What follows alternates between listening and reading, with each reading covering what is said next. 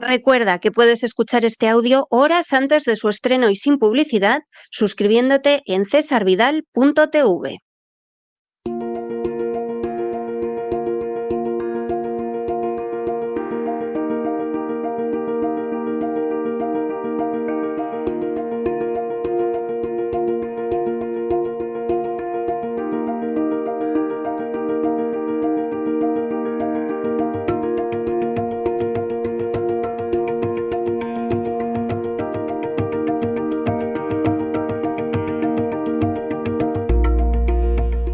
La Psicoteca, con Miguel Ángel Alcarria. Estamos de regreso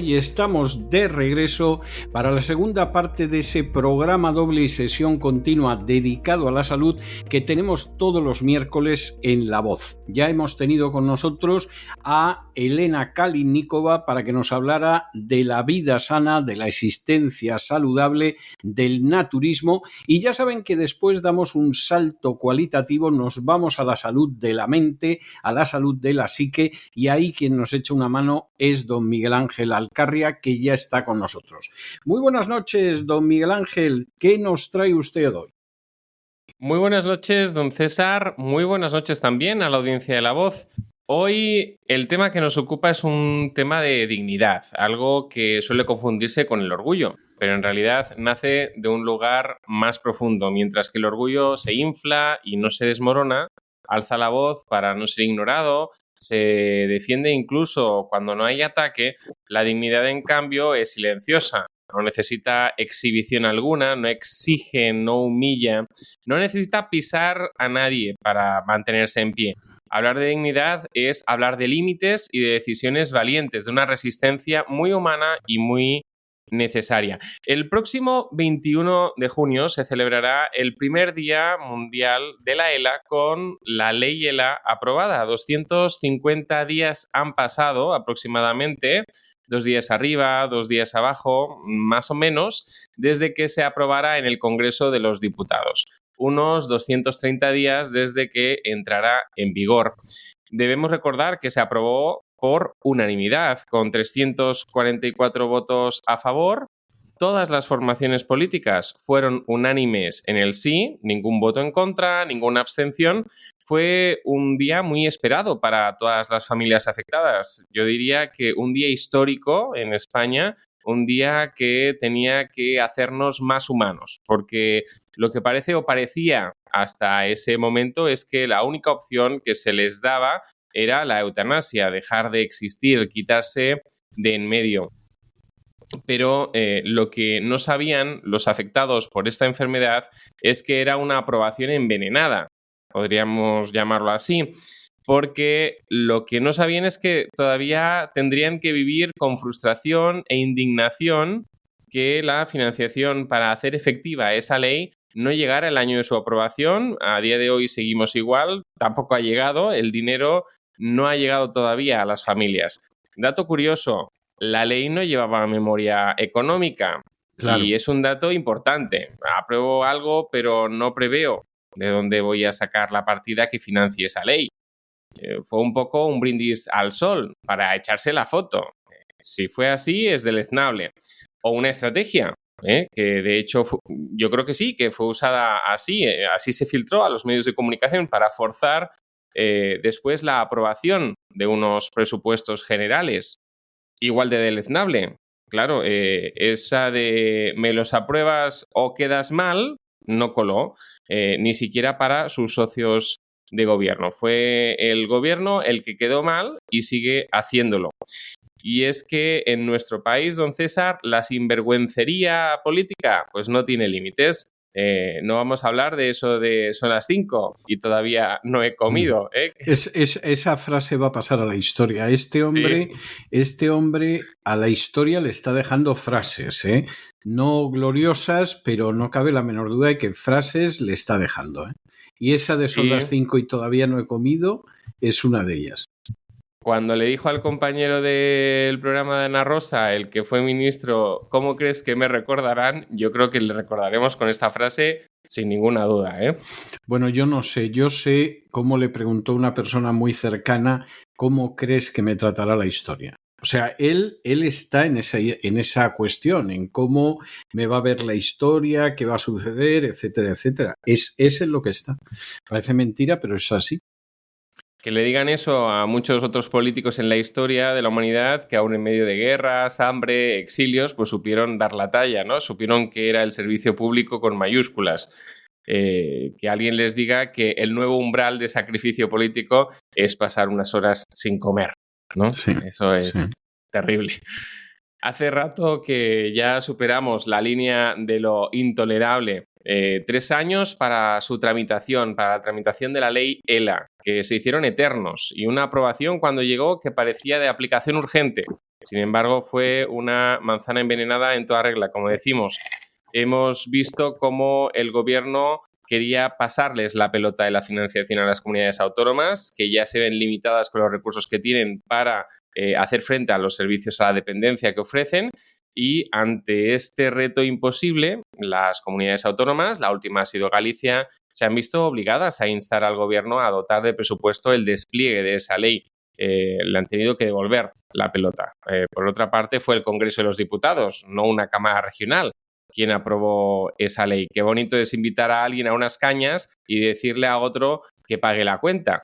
Claro, sí. Claro. O sea, como vemos, sinvergüencería por parte del gobierno central, está clarísimo, sinvergüencería y además desconsideración, ¿eh? Porque cuando la ministra de Sanidad ante un micrófono dijo eso de pobrecitos, con cierto desdén, refiriéndose a los enfermos afectados por la ELA, pues hablamos, según las asociaciones de afectados, de unos 230 millones al año para atender a todos los afectados. 230 millones que no son gran cosa para un gobierno que recauda 1.600 millones al día.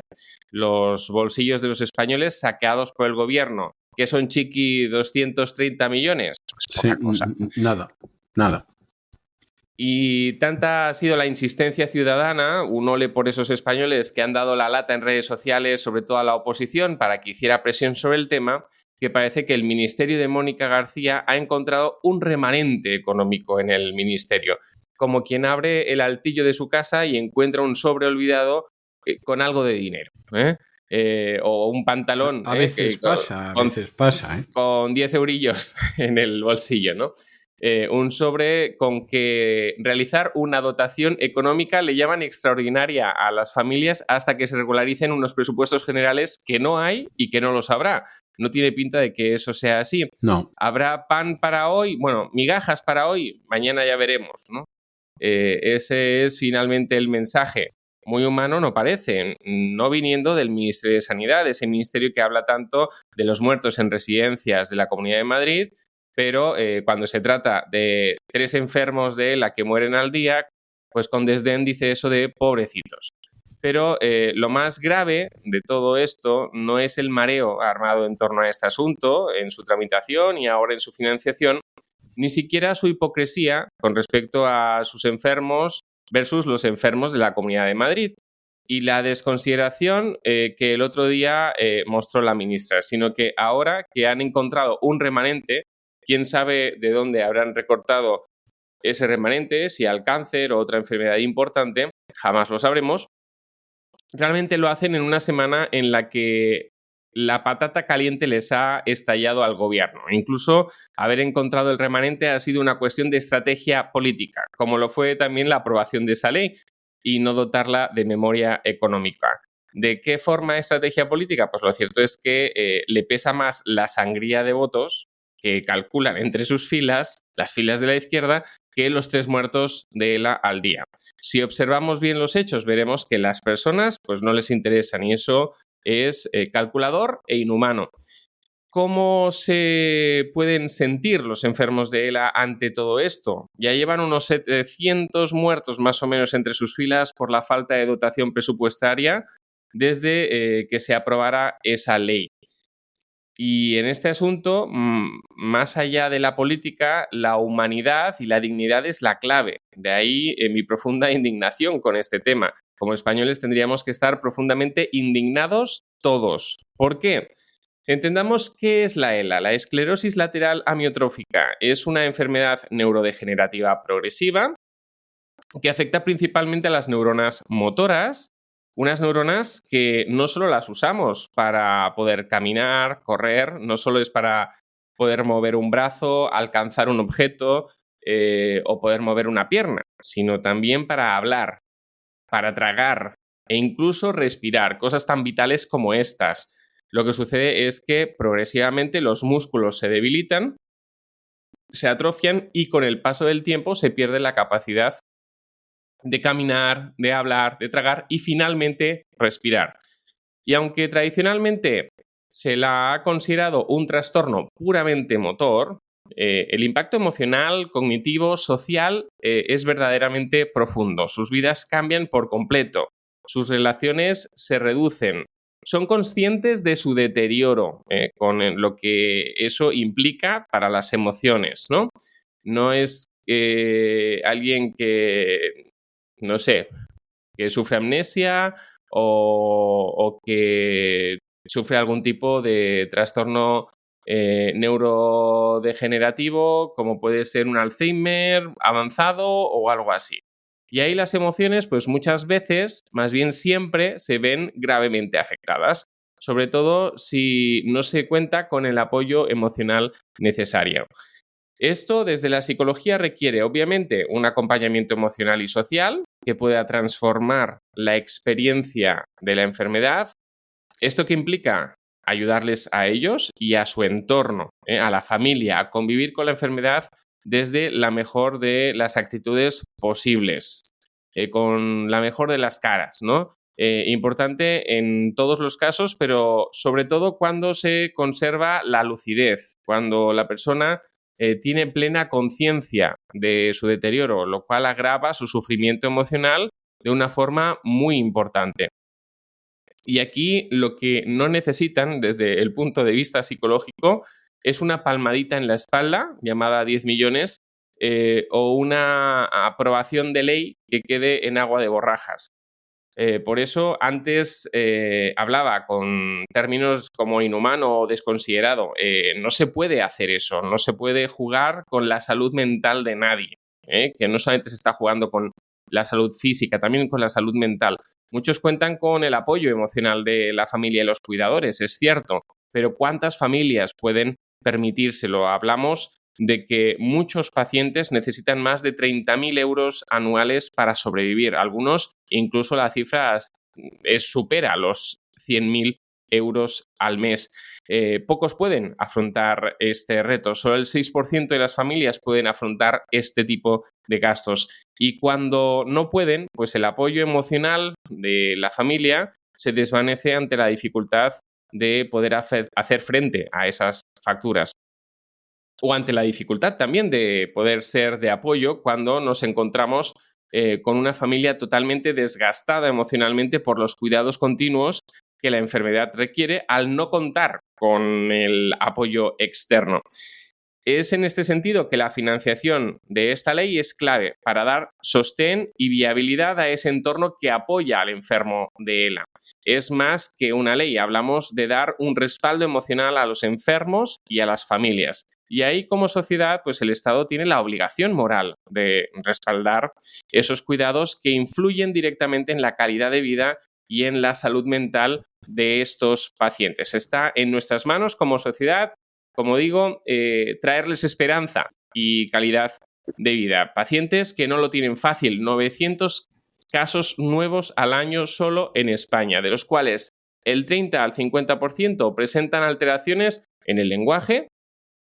El lenguaje es algo esencial en el ser humano. Qué difícil es dejar de poderte comunicar como antes cuando hay tanto que comunicar dentro de ti, porque están pasando muchas cosas en tu cuerpo, a tu alrededor, ha cambiado tu vida entera.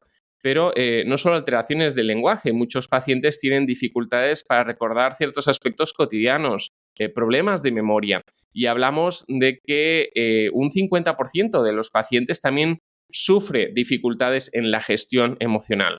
risa, llanto incontenibles, no acordes con el estado emocional real del paciente, lo cual genera no solo malos entendidos sociales, sino también vergüenza, aislamiento. A veces se confunden estos síntomas con la depresión, pero es algo bastante más complejo, ¿no? Y las familias necesitan ayuda para afrontar todas estas situaciones que les son completamente nuevas y además difíciles de gestionar. Más cifras, en torno al 10% sufren depresión clínica, por tanto, diagnosticadísima. Y un 50% sufren depresión a un nivel subclínico. Todavía no llega a poderse diagnosticar, pero esa sintomatología ya es suficientemente grave en muchos de los casos para considerarse una atención psicológica. Ansiedad, más de un 20% de los casos. Todo depende, claro está, del estadio, de la personalidad del paciente y de la calidad del apoyo que pueda estar o no recibiendo. Hablemos también de los deseos de morir, de los pensamientos suicidas. Más de 1 de cada 3 pacientes tiene pensamientos suicidas. Por tanto, más del 30%. Y en torno al 50% presenta deseos de morir. El 30 y pico primero se incluiría dentro de ese 50%. Lo que sucede es que pues, no todo el que tiene deseos de morir piensa en quitarse la vida. Esa es la cuestión, ¿no? Y claro, debemos entender la situación. Es difícil. No podemos condenar a aquel que tiene deseos de morir ante una sangría económica insostenible para la familia. El estrés de la familia, que no solo es económico, sino muchas veces es el resultado de la propia enfermedad, del agotamiento, de no contar con la ayuda suficiente para atender al enfermo, de no contar con relevo para su cuidado. Hablamos de burnout del cuidador. Aquí todos los que han tenido un familiar en el hospital y no han tenido quien le releve sabrán de qué hablamos. Lo que sucede es que a lo mejor el familiar pues, ha estado un mes y ya está. Pero hablemos de alguien que es paciente crónico, y además pues hay que añadir no solo la situación difícil que viven estas familias, sino que parece pues que no hay salida, que además la sociedad no apoya, ¿no? En este sentido, y esa sensación es realmente angustiante y difícil de llevar. Siendo conscientes de esta realidad, es que podemos pensar que no es que deseen la muerte a aquellos que solicitan la eutanasia, es que no se les deja otra salida como sociedad. Al menos en España, a día de hoy, todavía no. Y ese remanente que han encontrado tampoco va a servir para darles esperanza. Urge, por tanto, una escucha empática en relación a este colectivo y acompañar a nuestros congéneres en su dolor. Es lo mínimo que podemos hacer hasta que la ciencia avance, que de hecho pues salió un estudio experimental de la Universidad de Columbia que parece muy prometedor. Esperamos que así sea. ¿Cómo podemos ayudar psicológicamente a estos pacientes? 1. Dotación presupuestaria, ya lo hemos dicho. Eso es clave para contar con apoyo humano en el cuidado, un apoyo que no puede traducirse en un remanente extraordinario, que debe ser un apoyo continuo, no puede ser pan para hoy y hambre para mañana. Flaco favor les haremos como sociedad a las familias si hacemos eso. En segundo lugar, también lo hemos dicho, cuidando ese entorno que apoya y que no podemos condenar al desgaste, al burnout y a su propia extinción emocional, a que tengan que luchar entre el agotamiento, el estrés y la culpa de no poder hacer más o la culpa de sentirse agotados y en ocasiones hastiados de la situación.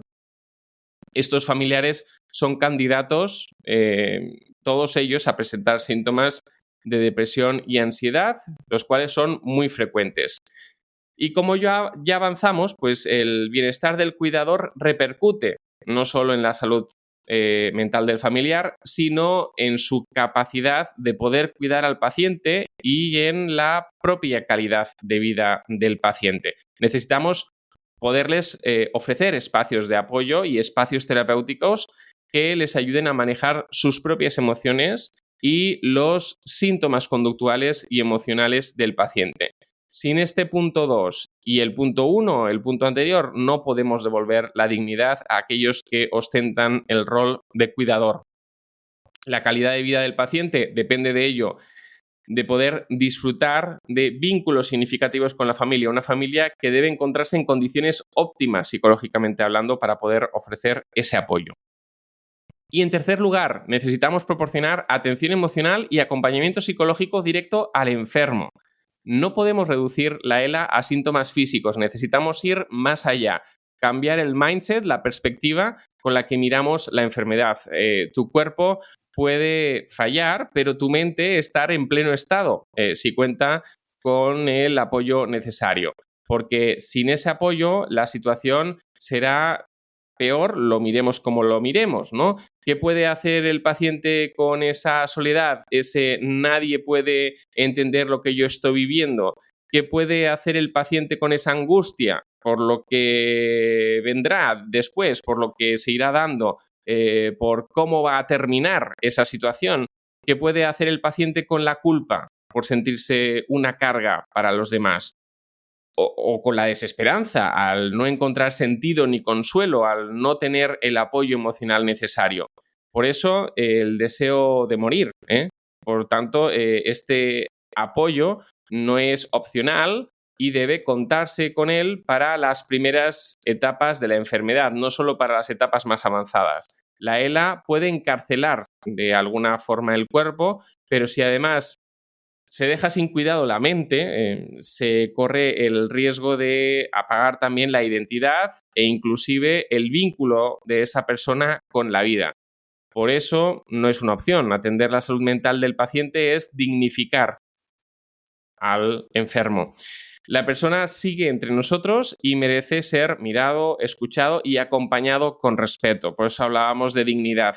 Este acompañamiento psicológico es algo muy concreto que debe tener en cuenta la enfermedad específica de la que estamos hablando.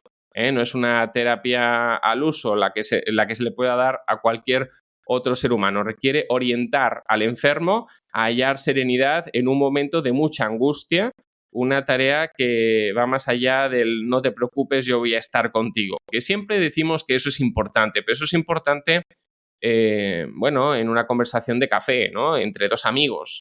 Pero aquí es algo mucho más importante, ¿no? Aquí tenemos, en principio, seguro hasta el día de hoy que las cosas van a ir empeorando con el tiempo, por lo que estamos hablando de que esa serenidad no será posible sin un tratamiento específico que trabaje el yo, quién soy ahora, cómo se siente consigo mismo el enfermo, cómo se ve a sí mismo más allá de la enfermedad y con la enfermedad, qué sentido da la enfermedad, cómo la interpreta en su vida. No será posible sin trabajar qué hago con las expectativas de vida que tenía, cómo gestiono el duelo para llegar a la aceptación, que sería la etapa final. Aquí lo que tiene mayor impacto es la pérdida de independencia, la sensación de que tu vida ya no está escrita o ya no la puedes escribir tú, sino más bien ya te la están escribiendo otros, ¿no? No será posible sin trabajar qué expectativas me puedo generar ahora, qué deseos o límites quiero poner en los tratamientos que puedan ir tocando en cada momento, hasta dónde quiero llegar, qué cuidados me parecen dignos o no, y transmitir esa voluntad a los seres queridos, ¿no? Es muy importante, sin estar enfermos de nada, siempre que la familia esté enterada de qué es lo que querríamos en según qué casos, ¿no? Si estamos dispuestos, a sobrevivir con una máquina, si no, si tal. Yo creo que estos son temas importantes sin que estemos hablando de la ELA, ¿no? Y esa serenidad de la que hablábamos también requiere plantearse con qué actitud vivo mi día a día. El psicólogo tiene que ayudar en este sentido, ayudar a conectar no con lo que no está, con lo que se ha perdido por el camino, sino con lo que sí está. Valorar lo que sí se puede disfrutar de la vida. Una visita de alguien, música, lo que sea. Y poner en valor también el vínculo con ese entorno de cuidado que sigue ahí presente todos los días. Si conseguimos esto, si conseguimos actitud la vida se hace pues mucho más llevadera. Le permite sobrellevar el dolor y pues amar la vida, que yo creo que eso es muy importante. Todo esto impacta directamente sobre el estado emocional y la calidad de vida del paciente. ¿Cuánto de esto, qué tanto se necesita, se podrá financiar con el plan de choque de sanidad? 10 millones de plan de choque frente a los 230 necesarios, ¿no? Ridículo, hablamos de más o menos un 4% de lo que se necesitaría. El gobierno dice que necesita presupuestos para dotar de financiación a la ELA, mientras que las comunidades autónomas dicen que no es necesario. ¿Quién dice la verdad? ¿Quién miente? Y la cuestión es que la casa sigue sin barrer. Que lo saquen de los 1.000 millones, ¿no? Para el REARME, por ejemplo. Por poner un ejemplo. O de los proyectos de cooperación internacional para el desarrollo, cuyas partidas no están demasiado fiscalizadas ni controladas, mucho menos cuando se envíen a ciertos países, ¿no? Para estos proyectos hay 52 millones, para los enfermos de ELA hay 10. Si esto no nos da vergüenza, pues no sé qué nos la podrá dar. Está claro que la financiación de la ley ELA no evita el sufrimiento, la propia enfermedad es sufrimiento, pero sí lo acompaña con dignidad, con presencia y con amor por el prójimo. Hablamos de humanidad. En este sentido, el próximo 21 de junio, que no sea solo una fecha simbólica, sino un recordatorio, especialmente para quienes nos gobiernan, que detrás de cada ley hay vidas, hay urgencias y hay personas que no pueden seguir esperando. Y como en todo, también en este tema, pues se requiere de una perspectiva integral y multidisciplinaria, cuerpo y mente. Requieren esa ayuda y la requieren ahora. Ningún plan de choque va a ser suficiente. Requieren un abordaje en condiciones. Llegados a este punto, don César, pues solo queda decir que esperamos que la psicoteca de hoy sea un grano de arena en esa marea verde que tiene lugar esta semana por todas las calles de España en apoyo a los enfermos de la ELA. Estaba por ellos y emplazamos a nuestra audiencia a seguirnos escuchando todos los miércoles en La Voz y a seguir apoyando el crowdfunding. Ya queda poco y como dije la semana pasada, y si no lo dije, lo digo ahora, pues es una de las pocas formas en las que podemos mostrar nuestro voto a favor de la libertad informativa, porque en tiempos como estos apoyar la verdad y la libertad también es un acto de responsabilidad. Sin ningún género de dudas, y un acto de dignidad también y de compasión. Yo le voy a dejar un tema que habla precisamente de esa dignidad, un tema de Bob Dylan que se titula Dignity, y donde efectivamente recoge cómo todo el mundo, aunque sea la gente más humilde, de una escala social más baja, lo que busca siempre es dignidad. No cabe la menor duda de que en el caso de los enfermos de ELA, una de las cuestiones de fondo, más allá de cuestiones económicas, es una cuestión de dignidad, y precisamente por eso es tan indigna la política que siguen manteniendo los políticos en España en relación con este tema. Muchísimas gracias por todo, don Miguel Ángel, y nos encontramos la semana que viene, Dios mediante. Hasta la semana que viene. Y con estos compases de Dignity de Bob Dylan hemos llegado al final de nuestra singladura de hoy del programa La Voz. Esperamos que se hayan entretenido, que lo hayan pasado bien, que incluso hayan aprendido una o dos cosillas útiles. Y los emplazamos para mañana, Dios mediante, en el mismo lugar y a la misma hora. Y hasta entonces, como siempre, nos despedimos con una despedida sureña. God bless you. Que Dios los bendiga. El programa La Voz es una producción de Artorius Incorporated y al amparo del derecho a la libertad de expresión. No se hace responsable de las opiniones vertidas en el curso del mismo.